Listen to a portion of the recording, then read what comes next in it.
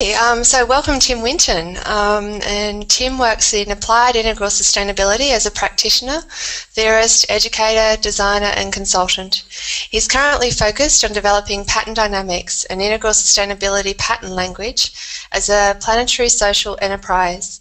He has a professional background in permaculture design, sustainable forestry and organic agriculture. He is founder and managing director of Permaforest Trust, an independent not-for-profit sustainability education organisation, and Permaforest Proprietary Limited, a sustainability design and consulting company, both located in northern New South Wales. Tim is a thought leader within integral sustainability. He speaks on a wide range of topics related to sustainability and the emergence of planetary civilization. Tim holds a BA in English Literature from the University of Western Ontario and the rank of Naiden in Aikido Yuishinkai. And you can very much correct me with that last pronunciation, Tim, but thank you and welcome. Pretty good. Yeah. Thanks very much, Trish. You did well. All right. Yeah, well, I'll just carry on with the presentation. So hello, everyone, and thanks for having me on. And yeah, I just like to reiterate what a great event this is, and to thank all the organizers and everyone who's shown up. So maybe I'll set some context before I launch in. Just to time check, Trish, how long do I have to run through this, and then how long for questions? So it's 3 lots of 10 minutes talking, hopefully with 5 minutes of questions in between, making up 45 minutes altogether. Okay, great. All right. So the context is that I've been engaged in integral for a while and applying it to sustainability. And in that journey, I've come to a few conclusions, I guess. So I've formed a few opinions about some interesting ideas that I'd like to put forward and test. So I'm not presenting this as a series of assertions, but more about as a hypothesis to be tested in a dialogue, even though in this case it's within an academic setting, and to have that kind of discourse. But I'm very much a practical sort of bloke, and I do like to test theory. I've spent a decade testing permaculture theory in practice and worked some things out there, and I spent the better part of a decade now also testing integral theory in practice in both the Permaforest Trust, the permaculture organization, and in the development of pattern dynamics, which is the social enterprise that you mentioned. And my orientation, I guess, now that I've explored the integral terrain in that fashion, and that integral, at least Wilberian integral, has evolved somewhat as many of us here have gone on to test it and develop our own perspectives on integrative work or integral theory, meta theory, etc. There's some really interesting emergent ideas, and of course you've collected a lot of them here, and a lot of them are at the theory conference in San Francisco about how we might evolve and develop integral itself, how we might look at it differently, and how we might do different things with it. And look, my presentation is very much in that vein, and I've titled it The Meaning of Planetary Civilization, Integral Rational Spirituality and the Semiotic Universe. So, being oriented out of sustainability and ecological forms, hands-on ecological forms of sustainability at that, I'm very interested in this idea of how do we sustain a planetary scale of civilization environmentally and also socially, and of course also from the psychological or emotional sense as well, the personal, the biopsychosocial idea of how we create a flourishing society rather than have one that's dysfunctional and undermines its own ecological base. And I think that also I'd like to explore the idea that if we are going to have a planetary civilization, it will be founded in getting modernity right, so to speak. That we can't abandon modernity and skip off to an integral world. That kind of developmental hothousing isn't going to serve us. That we have to really put in place a more horizontal health at the level of modernity that we're dealing with, and I'll explore that a bit. And that there's an idea of a rational spirituality. And in fact, I'm not sure that the word spirituality and its kind of idealist orientation to human growth, either individual or collective, or human maturity, or is going to serve us in fostering a planetary civilization via working within modernity. I think it's a problematic term within modernity, and maybe always. So that's a kind of hypothesis that I'm putting forward in the discussion I want to have, and that I propose an alternative, effectively, to a spiritual kind of idealist slant, if you like, to you know, a more integrative ways of engaging in the world and making it a better place. And it's foundationally semiotic, which I will go into. So could you go to the next slide for me, Trish? Sorry, I'll give you a bit of warning.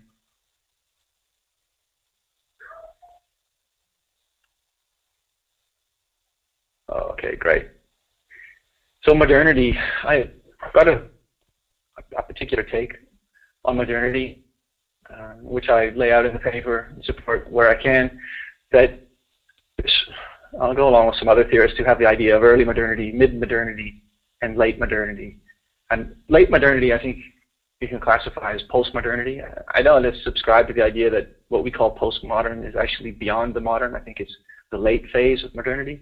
And I think in that late or postmodern phase of modernity, there's actually a couple of distinctions that can be made. There's early postmodernity, which has a deconstructive kind of orientation.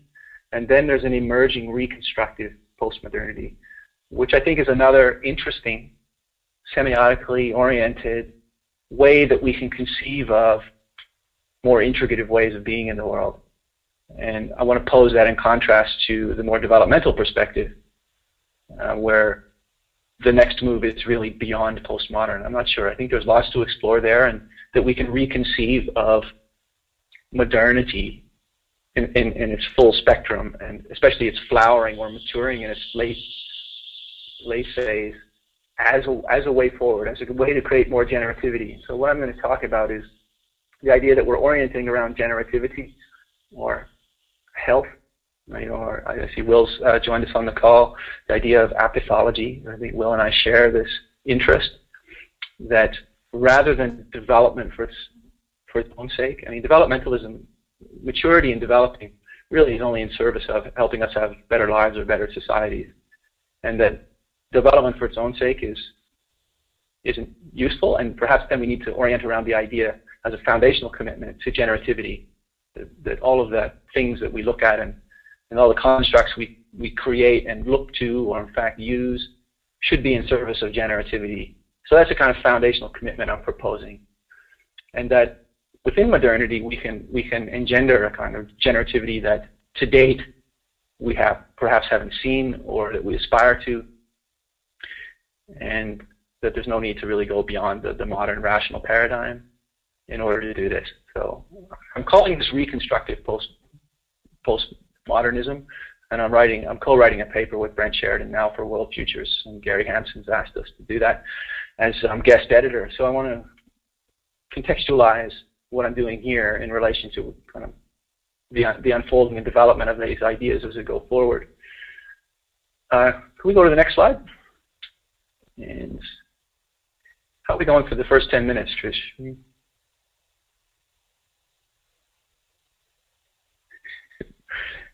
All right, okay.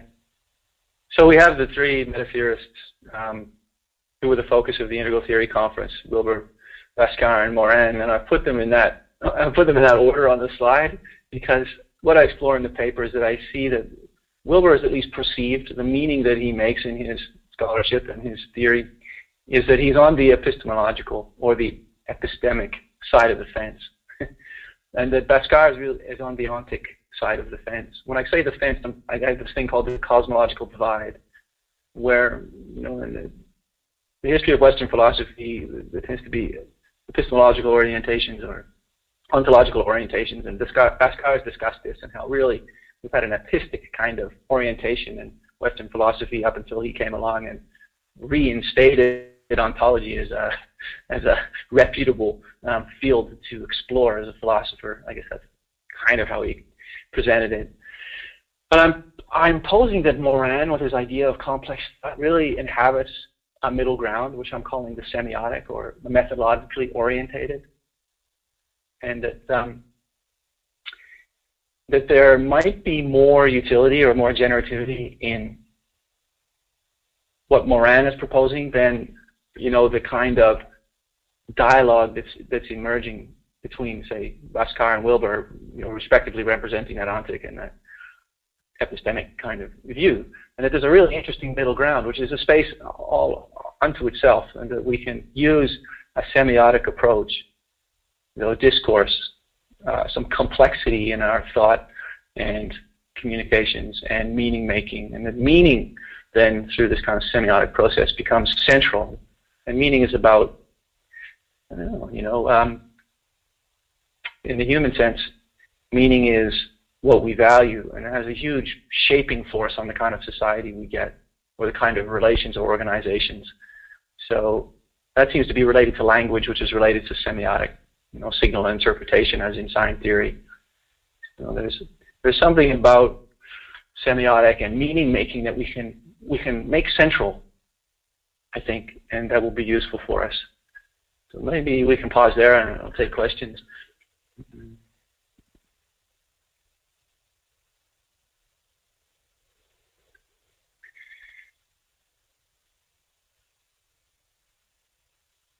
So just offer to folks again, if you do have a question, you can either raise your hand or type it into the questions part of the GoToWebinar menu that you see there.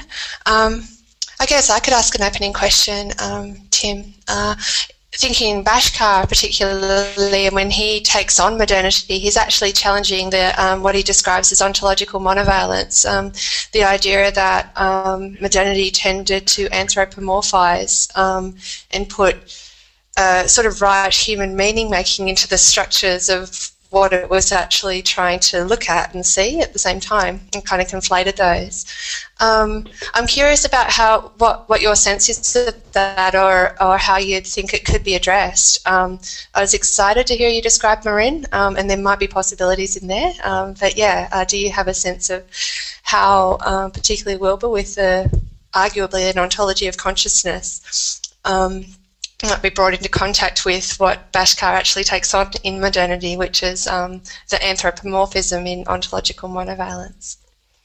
Yeah, I think that monovalence or monofocus is a fair critique, and I think that Bhaskar's revitalization of ontology as a central theme in philosophy that we can engage in again is useful there. Look, I think the anthropomorphizing may be the key here, in that, and you'll see as I go on through the presentation, I propose a depth semiotic as a complement to Wilber's epistemological depth and Bhaskar's ontic depth. That there, of course, is some aspect of our reality and experience that's constructed and therefore subjectivist in its orientation, that we do enact the world to a degree. And this is certainly a perspective that's important. But I think the monofocus of the anthropomorphizing of it is problematic. And I think any fixation or kind of stuckness on one kind of construct is problematic. And I'm promoting a kind of agility, construct agility here, as meta-thinkers or meta-theorists. And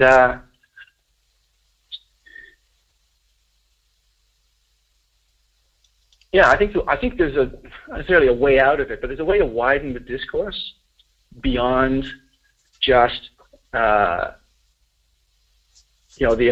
epistemology and the subject. I really do see Wilber on that side of the fence, although to be fair to them, and I state this in the paper, he's not dividing the world into subject and object. He's saying there are two sides of one coin. But I think certainly a lot of his interpreters put him on the kind of subjective, epistic side of the fence, right? Whereas Bhaskar is seen, having created a philosophy of ontology and exploring its depth and all the implications of that, re-modernity, and there's fair critique of that kind of approach within modernity, what I would call mid-modernity, that they're kind of positivistic, materialist, rational paradigm.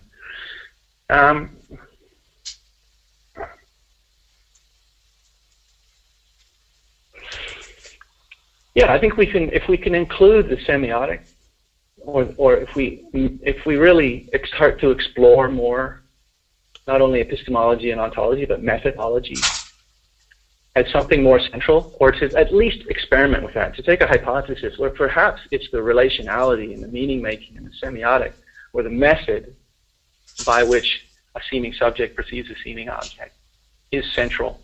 And let's try that. Let's explore that. And that's really what I'm trying to do here. So I hope that answered your question. It was kind of long and winding. Yeah. Yeah, but good. Yes, thank you. Okay, did anyone else have any questions at this point? Okay, we might keep going then, Tim. Okay, well, I'll have to travel fast, and there's a fair bit. Well, people can look at the paper if they want more detail, but I've taken Sean Edsbjørn-Hagen's idea of an enacted paradigm within integral that, and you can't see those diagrams perhaps very well,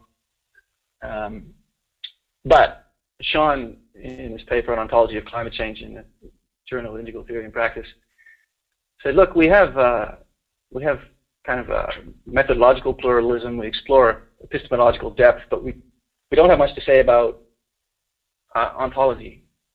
So he's proposed a ontological pluralism to complement those other two. And then he said, well, there's actually multiple and overlapping ontologies. There's a whole bunch of different epistemological perspectives, and there's a whole bunch of methodologies that we can look at as how those things are enacted. But if you notice, there's a double hermeneutic. In these diagrams, there's communication going both ways. So I signified that as a double hermeneutic and said, look, any subject is really also an object in the view I'm putting forward here, and any object also has a subjective component. And therefore, the semiotic, the methodology by which the signal and exchange and feeling out to engage, to form some kind of system or hold on, is primary here in this view, and I call that semiotic enactment. So I developed that in a previous paper and sort of imported it into this one as the basis. So you can go to the next slide. And in an earlier paper, I contrasted the semiotic view, which I signify with this hold-on diagram, two parts and encompassed by the wider whole, and I superimposed that over the quadrants. And I just compared and contrasted a semiotic view with a kind of perspectival epistemic view. And the semiotic there's a more dynamic notion to it. It's more feminine in its orientation. It's more synthesizing, relational, and it has more of a systems or ecological view inherent in it, whereas the quadrants are more static, more theoretical, more masculine oriented, more about distinction making, more perspectival, and it's a kind of a cartological view. It's kind of map making exercise. I'm not saying either one of these things is wholly and fully only those, but their orientations are more that way. And the next slide. This is where I explore the idea of semiotic depth. So we can take Wilber's epistemological depth from the prehensile to the causal in what he calls the upper left quadrant, or I space, and we can also look to its correlates in what he calls the lower left, to the geosphere, to the cosmosphere. And if it's true that there is some kind of semiotic enactment via methodology, then we can also have semiotic depth. And we talk about semiotics, and it's an academic discipline, and it has been for some time, and it's postmodern in its flavor. And I call it anthroposemiotics, just to signify that it is, the sign theory or signaling and interpretation at the human level. But then there's also biosemiotics, where there's the signaling of pheromones and all kinds of chemical trails and things that go on in the biological world as signal and exchange and some kind of feeling out of systemic engagement or hold-on making or ecology forming or biology forming. And then you've got geosemiotics, which is actually also now an academic discipline, and people study how sign theory relates to physiochemical or physical interactions and interrelationships. And also we can have this thing called theosemiotics, which I'm signifying as that, or cosmosemiotics. These are more in line with the subtle and causal. That semiotic is at work in all of those domains, and we can conceive of semiotic depth. You can go to the next slide. So this takes us to the more problematic aspects of what I'm proposing. And in the spirit of Charles Saunders' Peirce, I'm proposing it as a hypothesis to be tested. I think it actually does have some legs, but it is also problematic in some of its elements, and those things need to be discussed amongst scholars who are interested in this work. So Peirce is America's preeminent philosopher in my view. I would classify him as the grandfather of postmodernism, and who invented or created the field of sign theory, and also founded with some other folks like William James pragmatism, which is really kind of an offshoot of Hegelian, interestingly, philosophy. They used to be called young Hegelians, some of these pragmatists. He developed over the course of his career as a philosopher the idea of firstness, secondness, and thirdness. And I'm relating these to semiotic enactment, and I'm using Peirce's philosophical kind of categories, I guess, to try and construct what I call integral semiotic realism. So if you can go to the next slide.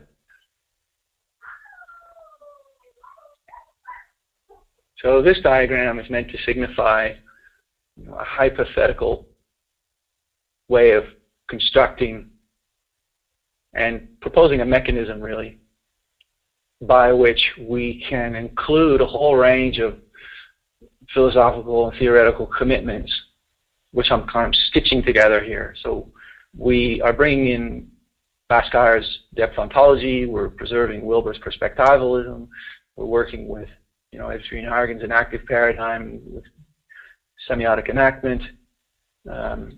I've showed the relationships between these and how they can be systematized into a view. Not necessarily a meta view, but really more in line with Will's work, where we're talking about the more ecological effects that these ideas can have.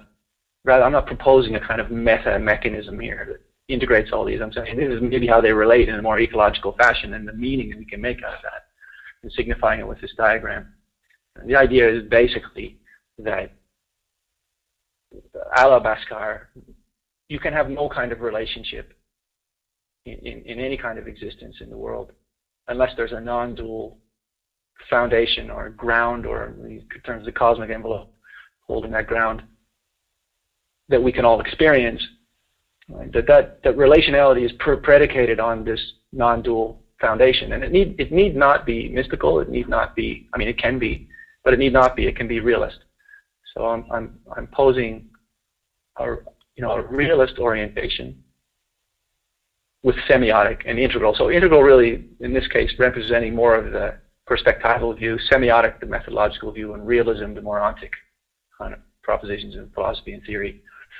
And this is related to the cosmology I'm exploring in this paper, because I think ultimately modernity and the health or generativity of modernity and its maturing into something that's tenable for all of us, and in fact thriving, requires a cosmology that is a deep story about our place in the universe, its origins, and how it works, that modernity will buy into. And I don't think words like spirit or an epistemological kind of subjectivist-oriented idealist approach within modernity is going to work. I think it's fine for integrals, and I think integral, is a developmental move that we could conceive of as beyond modern or postmodern. But I'm not sure about that, and I think that's something that's still up for discussion. And that we can conceive of a semiotic cosmology that is tenable to both, traditional people who want or orient around spirit and consciousness, and also around more modern perspectives that really, not necessarily materialist, but there's certainly a requirement for realism. So I'm using integral semiotic realism as a mechanism to explore this cosmology, this semiotic cosmology that perhaps, can be generative within modernity. So I'll stop there for questions too. Yeah, there was a question come through from Will, which I'll read out and then open it up for him to comment. Back to you, I guess, as well. Would Tim like to speak more about the idea of reconstructive periods in development as opposed to stage-like evolutionary narrative? Yeah, okay, great question. So, yeah, I'll just start with the idea that within the integral, it's normative that we describe people, or in fact culture, as being at a level. That's problematic in itself if you really look at the research in the literature. So I think we over-prioritize this developmental view, which I happen to think is an important dynamic or a pattern that's at work within, the unfolding reality we live in. But I think there's also another perspective, which perhaps Will and I are interested in exploring, which is that, and we'll signify it as a reconstructive, that rather than pushing on to the next level, we can actually engage in generativity, that is reconstructing the level we're at and making it more coherent. It's another term I'll use here, that is, where there's more interrelationship that allows for a natural shift to the next level. And so I call the idea of pushing on to the next level before, one level is kind of coherently constructed, and that we can reconstruct that. That's a more interesting way to look at things. I think it's more generative. And so, when I talk about this idea of pushing on developmentally as hot housing, hot housing, I think we know, is really problematic. And within the integral, it may be normative to ascribe, something generative to that may not be. So it's worth having another look at the reconstructive move. And it's rich territory. Yeah, thanks, Tim. Did you have any response, Will, or? No, I just like the idea, and it introduces an additional nuance to the narrative. I was also thinking of Nikki's work, the research she's about to do, with doing interviews that follow up from the data on that sort of progressive of transformation and seeing if people went through life reconstructions prior to or instead of transformation at the individual level. But I like where Tim's going in bringing this to the philosophical, at the sort of humanities scale of inquiry. So we're questioning some of these narratives. I was also thinking of Arthur Koestler's work, with his 15-year investigation with the sleepwalkers, active creation, Ghost in the Machine, and Janus, the summing up. Where in the fourth book he actually said, I was working on some really interesting 600-year narrative here, but it seems like there's a recapitulation. There's neo-movements in human thought, and it wasn't quite, looking like how complexity theorists like Herbert Simon might have originally described it. So this concept of holarchy, has built into Koestler's work, this concept of recapitulation and reconstruction. So I just really like the idea, Tim, so I just wanted to ask about it. So thanks for that. Yeah. I think Koestler had a term for it, didn't he? It was a French term for, the step back before you leap ahead. I can't remember the name of that term. But anyway, go ahead. Yeah, I really appreciate the idea of reconstruction, because it does include the move to deconstruct, which in a developmental, development is all positive kind of thing, whereas we might benefit from consideration of a stratified view of what is degeneration, and can include that in an evolutionary paradigm. So distinctions between deduction, deterioration, destruction, decomposition, and degeneration all fit with reconstruction kind of thing as well. What do we take out and then bring back in transcendent include sublation kind of thing? That's actually not the whole story at all. So yeah, I really appreciate it. Thank you. Mm-hmm. Yeah, I think even the conversation here speaks to the powerful normative force that evolutionary and developmental ideas have within not only the Wilberian integral space, but in the integrative space more generally. And that what I'm proposing here, and I'll push a little harder with this, is that it needn't have that level of priority. Developmentalism and the evolutionary dynamic could be sublated within a more systemic orientation where really it's about the function in the moment and the generativity of the moment. And that development is a natural process of getting that right, and that our focus should be on generativity and that developmentalism should be secondary. So, that's part of what I'm proposing we explore, and really trying to, take a hammer and tap that big piece of glass that's this normative kind of shield around perhaps, what stops us from looking at other dynamics? Okay, well, we can move on.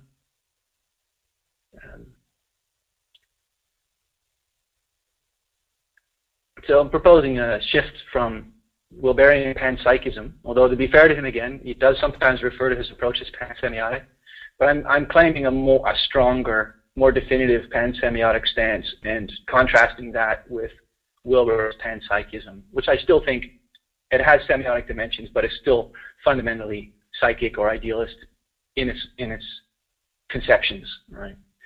And that means we're moving from a focus on consciousness as this kind of, Bhaskar speaks about love as the thing that really creates the relationality that allows existence to enact, and that's the force that we want to work with for the eudaimonic society he talks about. But I'm proposing that we move from the idea that consciousness is the kind of thing that makes that work from an idealist perspective over to significance, so that with semiotic you have signification. So there's an enactive component to this, because the signifiers we choose and the realities that we're signifying, they do stand out. I think they're there, but it's what we reify, it's what we bring forth with our signification, and therefore significance or meaning becomes central rather than consciousness. So that's a proposal I'm making. Next slide. So in this cosmology that I'm putting together, I've used Aristotle's 4 causes, which are material and efficient, which mostly we understand in modernity. What something's made of has causes, some of the ways that it will behave and interactions it has. Efficient causes are more like what we're used to, where one thing bumps into another. That's just one way to describe it. But formal and final causes are interesting because we don't think about them much within the modern paradigm. And a final cause, well, materialists, the materialist rational paradigm doesn't really have one, except heat death of the universe is the final cause. It drives everything. There's this big bang and then this great expansion of energy, and all this cool stuff that happens along the way, and complexity winds up, but that's only in service of bringing the universe back to equilibrium or total randomness. And Stanley Saul has this idea that, and Michael Zimmerman has written about him within the integral circles, a view that really all the complexity that winds up is in service of dissipating any kind of energy gradient that existed from the Big Bang as quickly as possible to get the universe back. And I'd say, no, wait a minute. The energy came first, right? Or the extension of energy came first. The gradient comes first. So why would you choose, the degradation of the gradient and prioritize that as your final cause over the complexity that winds up out of it? So Howard T. Odom, one of the fathers of ecology as a discipline, created the discipline of systems ecology, conceived of the 4th law of thermodynamics, or the 4th law of energy, as the winding up of things. That really the complexification of things is about maximizing your power or your work rate within an energy gradient, and that you can conceive of that physically, biologically, primarily in this case biologically, but I'm extending this idea to mentally, or within the newest sphere, the theosphere and the cosmosphere. That those realities are extensions of degradation of energy gradients to create complex forms and the significance that they generate. Next slide.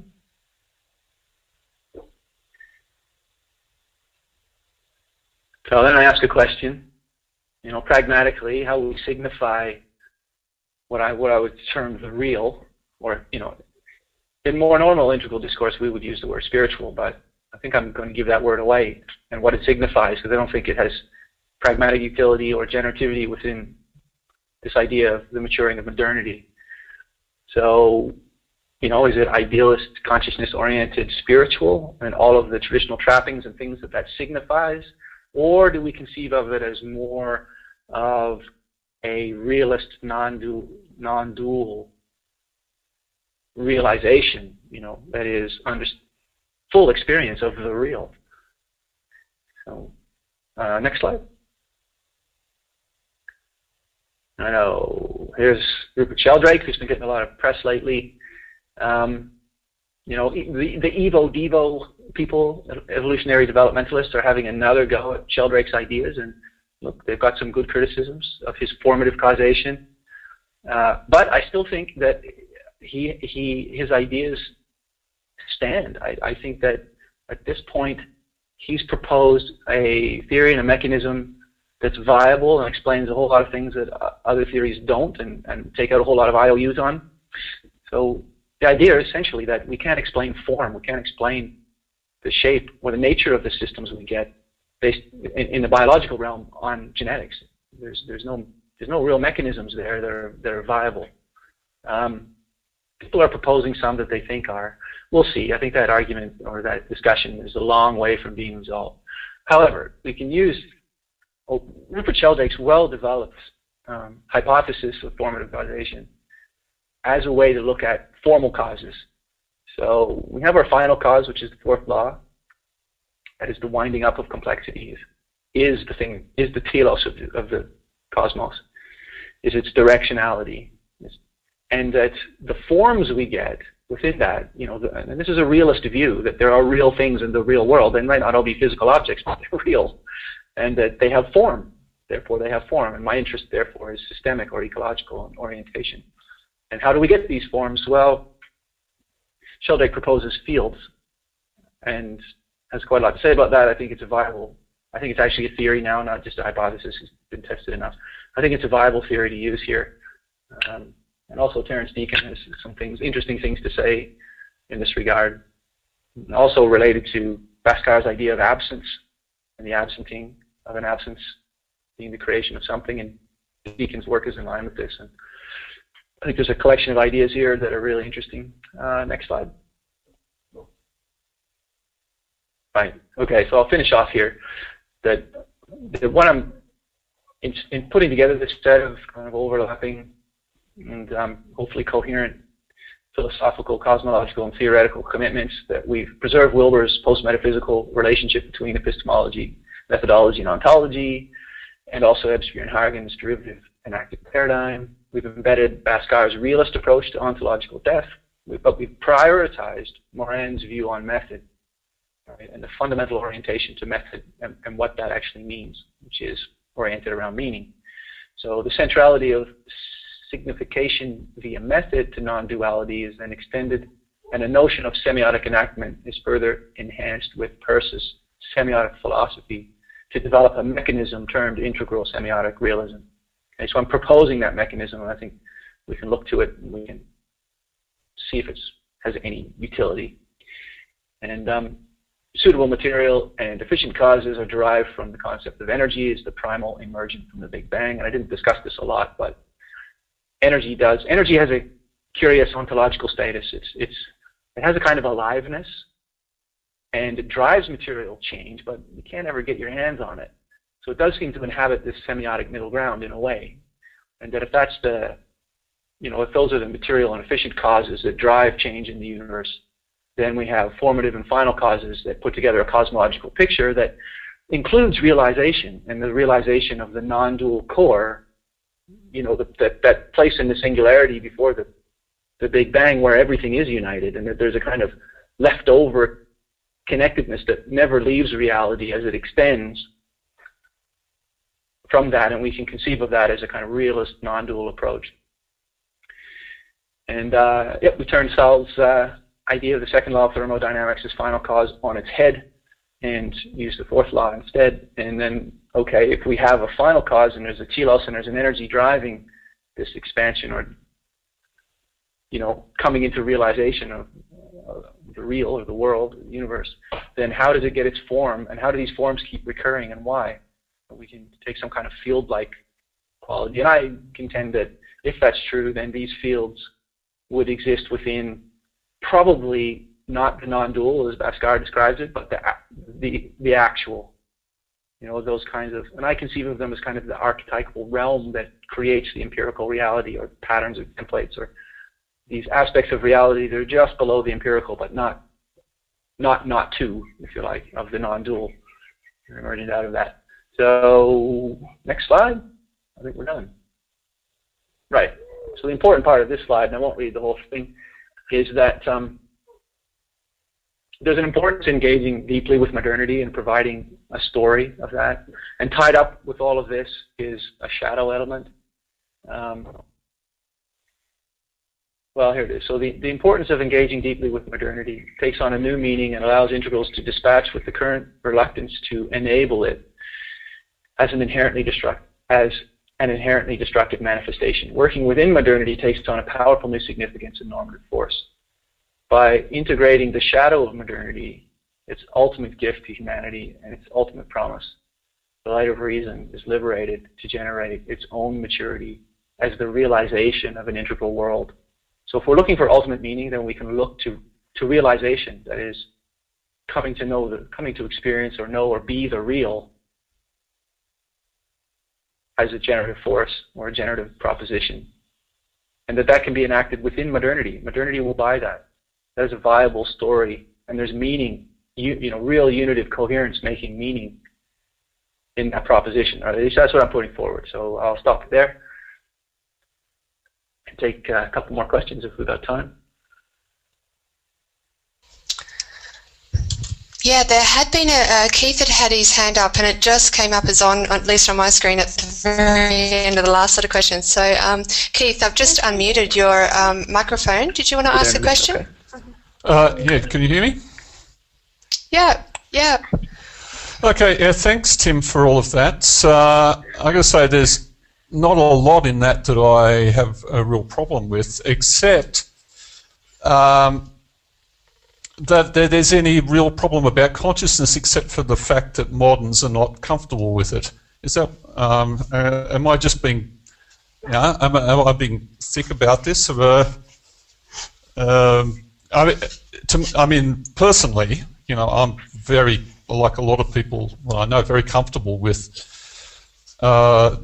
Wilbur's material. I know there are problems with it, and somebody mentioned one earlier, about the tendency to sort of take his own take on other people's work, and which is not what they wanted.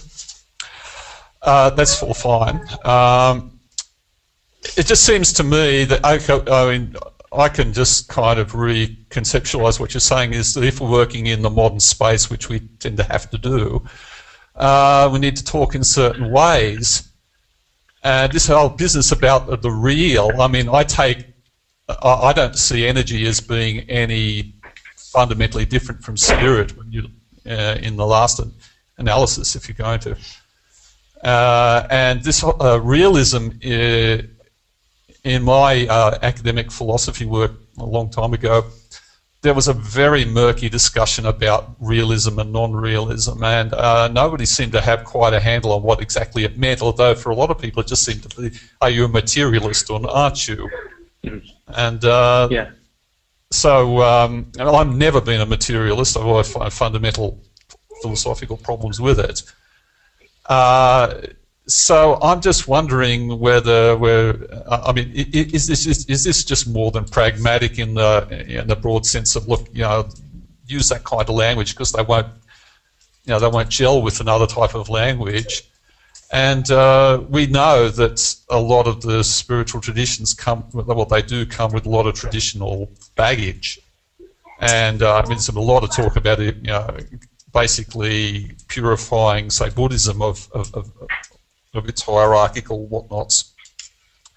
And Christianity, we're very familiar with that. So I guess the question is, are we really disagreeing very much with Wilbur here? Personally, I can translate most of what you said easily into something that he would say, yeah, sure, fine.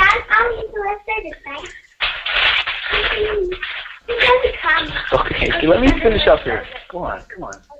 All right, yeah, no, look, I think there's some nuance here, and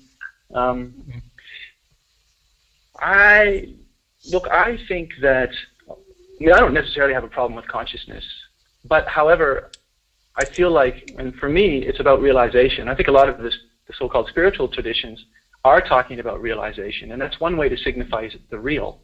And Bhaskar, for instance, he's not a materialist in his ontological orientation. He's saying there are real things, and not all of them are material. So we don't have to take a materialist stance to be, realist, for instance, or to prioritize the real over the epistemic.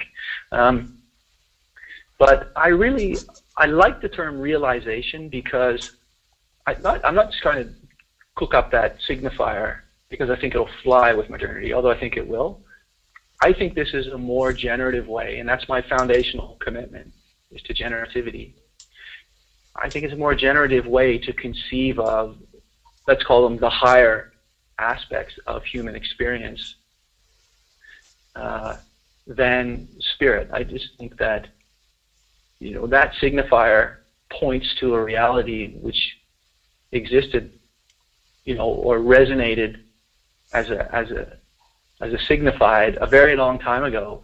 And I'm not sure that, you know, Wilber's idea that you can take the institutions, the traditional institutions and their conceptions of spirit into, you know, the late stage of modernity in any way more than you could have taken the institutions of shamanism and brought them in as viable vehicles within the mythic agrarian period.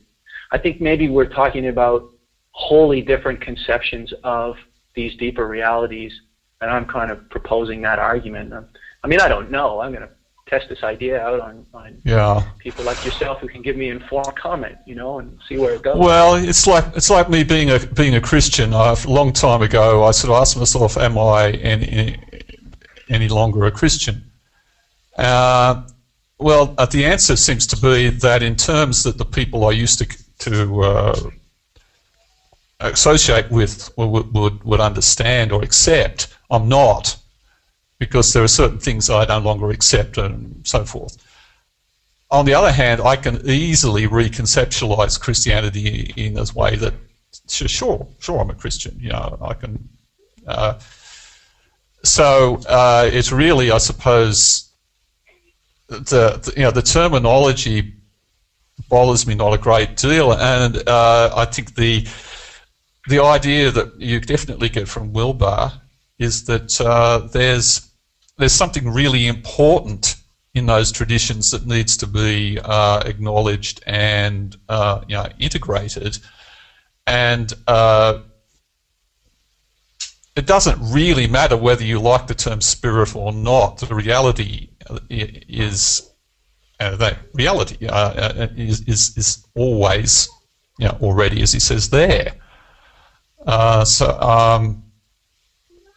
don't know, it just seems like an unnecessary rift to be saying, well, I don't know about this stuff, because I don't think he's taking the traditions into modernity in a way which can't be reconciled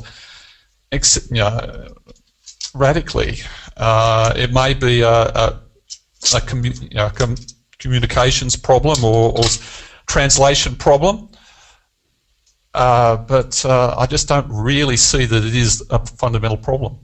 That's me. Yeah, I would challenge that and just say that I think for a small subset of moderns, they can entertain and come to spirit through traditional institutions and traditional conceptions of spirit, even integralized ones that are ideal in their orientation, but presented in a modernizing of these institutions. I think there's a small subset, but I don't think it's the main game. My feeling is the tension is really huge, and that it requires something other than that strategy, which I think is important but minor. And I'm prepared to be wrong, but I'm going to test this idea. So maybe we can wrap it up there. And thank you. That was an excellent commentary and a discussion. Thank you. Thank you so much, Tim. There was one more question from Jerry, but we might, like we've done with some of the other ones, continue the conversation on email. Thank you so much for that. We've been doing hand applause kind of thing. We don't have the real life experience. Thank you so very much. Yeah, deaf clapping, everybody, deaf clapping. Okay. All right.